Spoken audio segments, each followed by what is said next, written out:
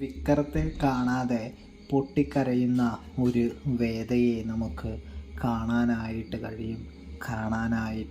സാധിക്കും. വേദയാണെങ്കിൽ വളരെയധികം ദുഃഖം അനുഭവിക്കുന്ന കാഴ്ച കാണാൻ കഴിയുന്നുണ്ട്. അതായത് തൻ്റെ ഭർത്താവ് ആവശ്യമായ ഈ സമയത്ത് ഭർത്താവില്ലല്ലോ എന്നുള്ള ഒരു കുറ്റബോധം വേദയിൽ ഉണ്ട് എന്ന് നമുക്ക് കാണാനായിട്ട് കഴിയും. അതുകൊണ്ട് തന്നെ വേദയാണെങ്കിൽ വിക്രമിനെ ഓർത്ത് പൊട്ടിക്കരയുന്ന ഒരു കാഴ്ചയാണ് പ്രേക്ഷകരെ, കൂട്ടുകാരെ നമുക്ക് കാണാനായിട്ട് സാധിക്കുക. വിക്രത്തിനെ വേദയൊന്ന് ആശ്വസിപ്പിക്കാൻ പോലും എത്താനായിട്ട് കഴിയുന്നില്ല.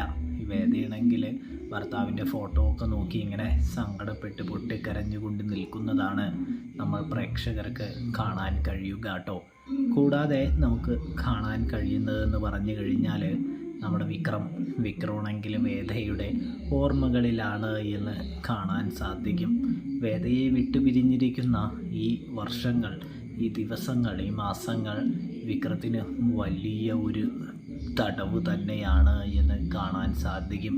വിക്രം ഒരു ഭ്രാന്ത് പിടിച്ചവനെ പോലെ ആകുന്നൊരു കാഴ്ച കാണാൻ സാധിക്കുന്നുണ്ട്. എന്തൊക്കെ സംഭവിച്ചാലും വിക്രത്തിന് ഈ അവസരം തരണം ചെയ്യണമെന്നൊരു ചിന്ത വരുന്നതും കാണാം.